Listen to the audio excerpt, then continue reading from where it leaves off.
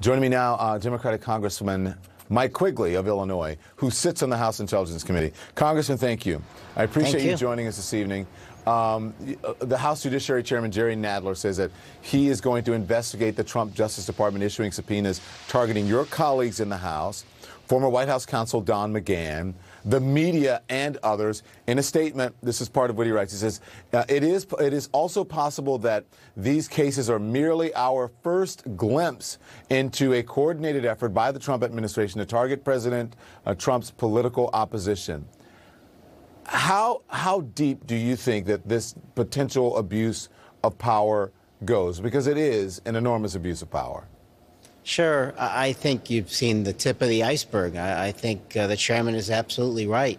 I mean, we've seen the other abuses within this administration toward a tyrannical regime. Would we imagine within DOJ this would be his only foray?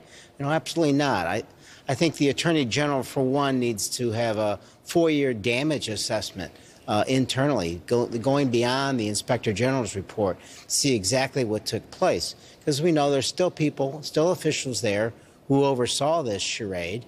One left today, but there are others.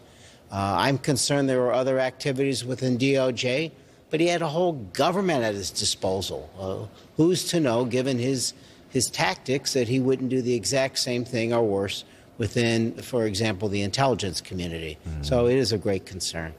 The Attorney General Merrick Garland is promising the DOJ will, and I quote here, strengthen the department's existing policies and procedures for seeking congressional records. Do you think that's enough? I think it's enough during his administration. I mean, there's obviously much more to do. But the fact of the matter is, if a tyrant like Trump becomes president again, or someone like him, who's to say they don't change those policies back, or they don't disregard them? So, it's ongoing. So much of this depends on the American public not willing to accept this kind of behavior and to recapture their democracy. So Democrats on the Senate Judiciary Committee sent a letter to Garland demanding evidence, including copies of the actual subpoenas. What questions do you need answered from the AG?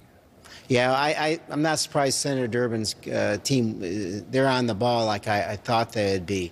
What were the legal and factual predicates for them to move forward? Who made these decisions? I would ask, what else were you doing along these lines? And I think most important, was the President of the United States involved in any way, or anyone else at the White House? Now, we know he sicked the dogs on him because he publicly blamed House Democrats for these leaks, and he publicly blamed the press. So, no shock or surprise, that's who was targeted in this venture. So I think you have to move along those lines. I also want to get your take on what I just discussed with my colleague Donnie O'Sullivan. The FBI warning that QAnon followers may start targeting lawmakers with actual violence. You lived through the horrors of January 6th. Are you worried that it could happen again? I don't want to give them the satisfaction to think that I'm worried about them, but I'm realistic enough to know that we're in harm's way. I think most of my colleagues recognize that we are targets, but I also think we owe it to our country and to our democracy to recognize that and move forward. To do anything else would be to give them a victory, and we just can't let the tyrants win. Representative Quigley, I also want to get your take on Marjorie Taylor Greene apologizing for her ignorant and offensive comments comparing mask mandates to the Holocaust. Do you accept her apology? Anytime she wants to apologize, I'll accept it. But she's got a long list of things to apologize for. In the final analysis, she has to decide if she wants to serve her constituency and try to get something done in Congress, and not just be an extension of what Trump was to this country in a vocal and extremely destructive way. Thank you, Representative Quigley. I appreciate your time. Glad to be here. Thank you.